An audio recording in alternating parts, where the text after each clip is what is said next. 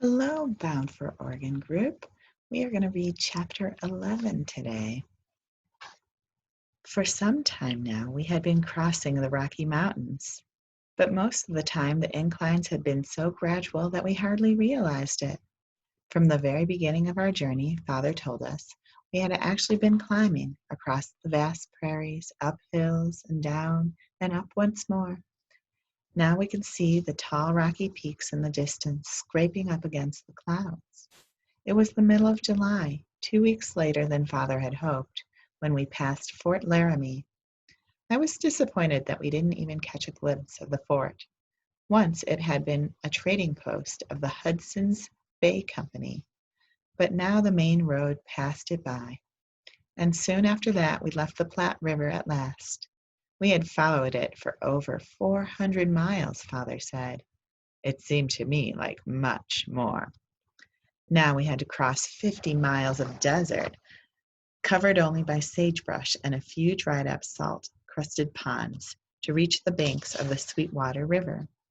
On the first day, we made 22 miles, starting early in the morning and traveling late into the evening, until we reached a place called Willow Springs. In all that time, we did not pass a single stream. We weren't thirsty since we carried kegs of water with us, but our animals suffered. John and I gave Polly and Rover a small drink each, and Mr. Grant, remembering his terrible experience in the wilderness, felt so sorry for his animals that he tried to give every one of them a little water. But the small amount only seemed to increase their thirst.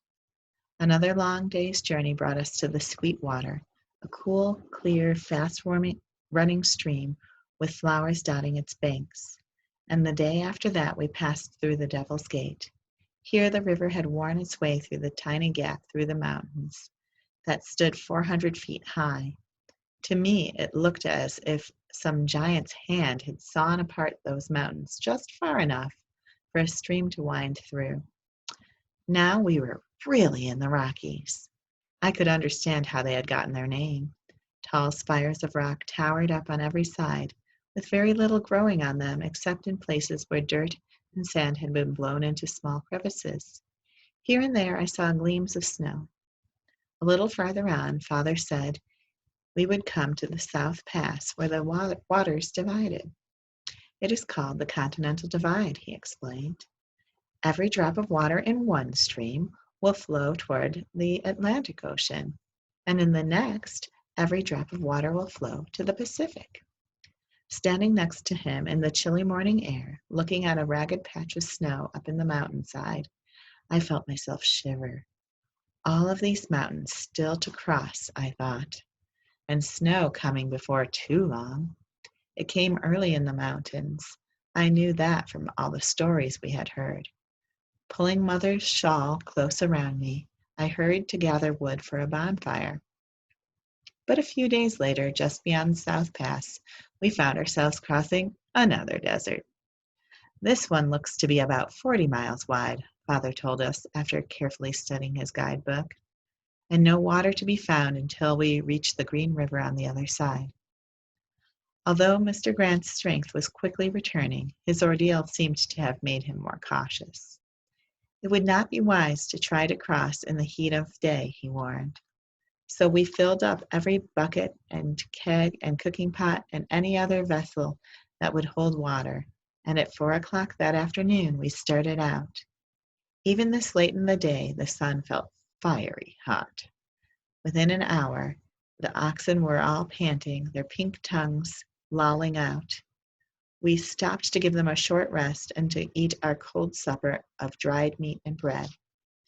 Picking up a bucket of water, John went to each of the oxen, washing the dust off their noses and letting them wet their tongues.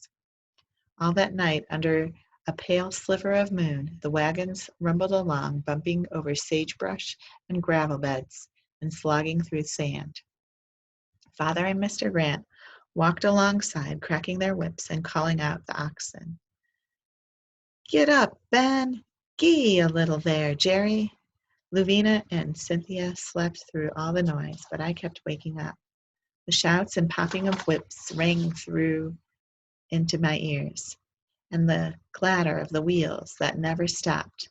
No longer did they seem to be saying, "Going to Oregon, going to Oregon." Instead, they just whispered softly, "Chuggity chug, chuggity chug, chuggity chug." Sometimes I felt if all I had ever done was ride in this wagon, and those wheels were going to keep on turning forever. At last, about noon of the following day, we came out of the desert into the cool shade of the Green River. The last few miles were down a steep rocky slope. The oxen were so glad to see water that Father could barely stop them from running right into the river. I felt almost the same. I dipped my hands into the clear, icy water, splashed them on my face, then let it run through my fingers until they tingled with delicious cold. "Look over there," Mother said, bending down next to me. Growing close to the water were clumps of sourdock and other weeds. "Oh, can we pick some?" I asked. For weeks now, I had been pining for green vegetables and fruits. We occasionally got fresh meat, making a change from the usual bread and bacon, and Blackie still gave a little milk. And almost every Sunday we had a mess of dried fruit, but that was not the same. "Yes," said Mother, with one of her rare smiles. She and I gathered them up and fixed greens for supper, and everyone ate them happily. All during our long trip through Wyoming, we kept encountering wagon trains in far worse condition than we were. Many oxen had given out by now, and cows had to be put in their places in the teams. Some wagons had also given out, forcing families to double up. Food supplies were growing dangerously low, and many people were sick and discouraged. Occasionally, some family turned back. "We're going back to God's country," one gaunt, sunken-eyed couple said. "If these critters will only take us there." Father always stopped to help whenever he could. He assisted men in resetting tires and mending broken-down wagons. He and Mother insisted on sharing our food, even Blackie's small amount of milk, and he never seemed too tired to offer cheerful advice to families in distress. "Thank you, Mr. Todd," they would say, eyes brimming with gratitude, and I felt a warm flush of pride at having such a father. We often met Indians along the way. Sometimes we traded with them for buffalo meat if it was fresh. Always they tried to tell us that they were peaceful toward the whites. Most recently it had been the Crows who would ride up to us, their faces brightly painted, and say, "Go fight Sioux." Yet we also kept hearing them about their stealing stock from other wagon trains, especially horses and young cattle. One morning, John came back from tending the animals, his face looking troubled. "Pet is missing," he told Father. "Maybe she only strayed a little," Father said. He went searching for the horse, but he could not find her. "I'm afraid she must have been taken by the Indians," Father told us when he returned. We had seen a few Indians in the distance the night before. "Poor Pet," said Louvina, her eyes slowly filling up with tears. The gray mare was nearly as tame as Daisy had been, and had learned to eat out of our hands. For the next 2 days, Louvina kept looking over her shoulder, peering out the back of the wagon, as if she expected to see Pet come galloping to catch up with us, but we never saw her again. On the morning soon after that, we were traveling along as usual.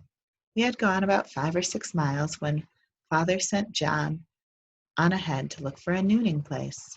Louvina and I were walking at the back of the wagon. Up ahead, I could see John stopping at what appeared to be a small creek. Just past him, on a ridge, was an Indian camp. As we came closer, I noticed the Indians were packing up to leave, putting packs on ponies, strapping papooses to the women's backs. We had become so used to them by now that I didn't think anything about it. But suddenly, about 20 of those Indians, some of them on horseback, rushed toward John. They were shouting and shaking their buffalo robes at him, trying to stampede his horse. Polly reared up on her hind legs. John cried out, and I saw them surround him. "What is this?" Father said sharply, urging the oxen forward. Moments later, Indian ponies blocked the path of our wagons. People and animals milled about in confusion. A young Indian on horseback came circling back, a rope in his hand, his long black hair and blankets streaming in the wind. Before I knew what was happening, he had thrown a lasso at me.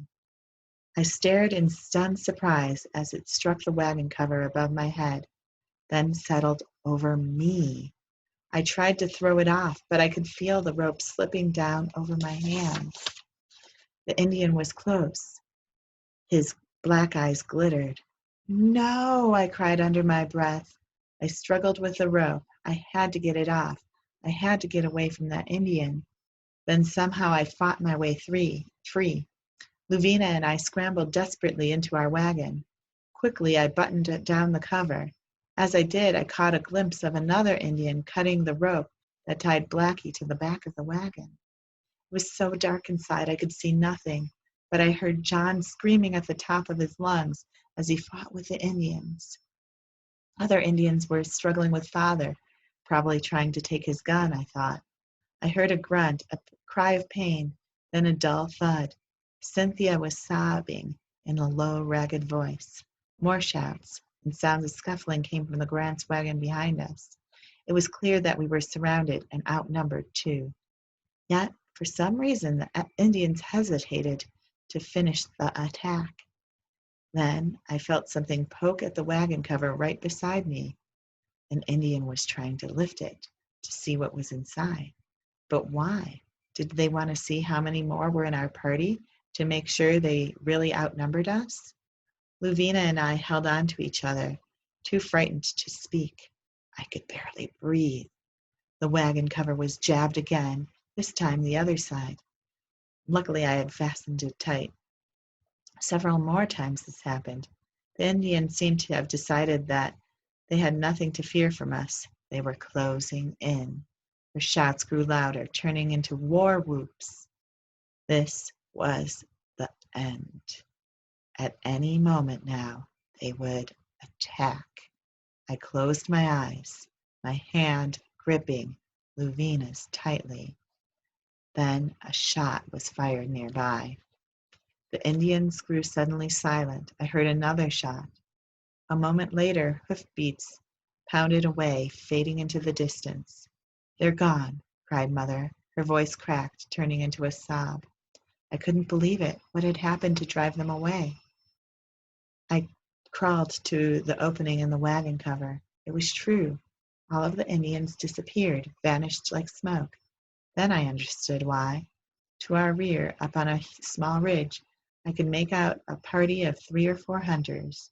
Behind them was a broad cloud of dust that could be only another wagon train. Luvina and I laughed with relief. Mother was crying.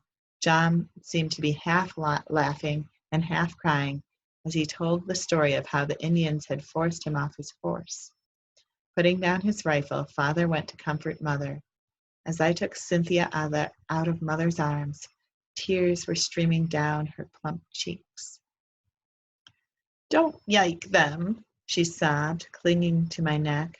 We were relieved to find Blackie quietly grazing a short distance away, and soon the hunters came riding up, one lean and gray-haired and another weather-beaten, another big with an easy smile, and a boy about John's age.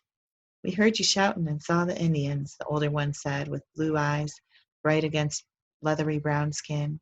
"We figured something must be wrong, so we fired our guns." "Thank you," was all Father and Mother and the Grants could say over and over again. When the rest of the long wagon train caught up with us, Father talked to its captain, a man named Joab Powell. He agreed to take us under his protection. We had not seen such a large wagon train with so many people and vast herds of cattle and horses since our first days out from Independence. That night, all the wagons were arranged in a circle. The tongue of one was attached to the rear wheels of the next, forming a kind of fence. Inside this tight, safe corral were all our animals, the horses securely picketed to stakes, and ourselves. and Captain Powell posted guards in shifts to keep watch for Indians all night long. "Will they come back?" asked Lavina, when at last we were putting on our night clothes. Her eyes were big in the lamplight, and her fingers clutched at the neck of her nightgown. "I don't think so," Father reassured her. "It is not that those Indians were on the warpath with the whites. They just saw a small party and thought they could overpower us and make off with our animals. But now that we are a part of a large wagon train, I believe we are safe." I couldn't stop thinking about the young Indian who had thrown his lasso at me. If he had caught me, would he have dragged me away? I asked Father.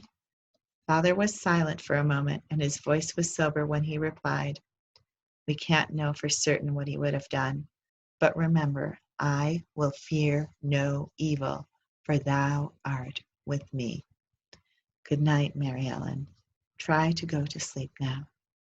I wrapped myself in Grandma's quilt, trying to put aside the troubling pictures all jumbled inside my head so I could sleep. Little by little, the evening sounds of camp grew quiet. Fires died out, and everyone but the guards went off to bed. I could hear a low, indistinct murmur of talk from the next wagon. A horse gave a muffled whinny. A touch of breeze rustled the wagon cover for a moment, then moved away. Somewhere far off, a wolf howled. At that, dogs began to bark, large dogs and little dogs, deep baying voices and shrill yapping ones, and Rover's familiar growl. If any Indians tried to sneak up on this camp, I thought sleepily, surely they would be frightened away.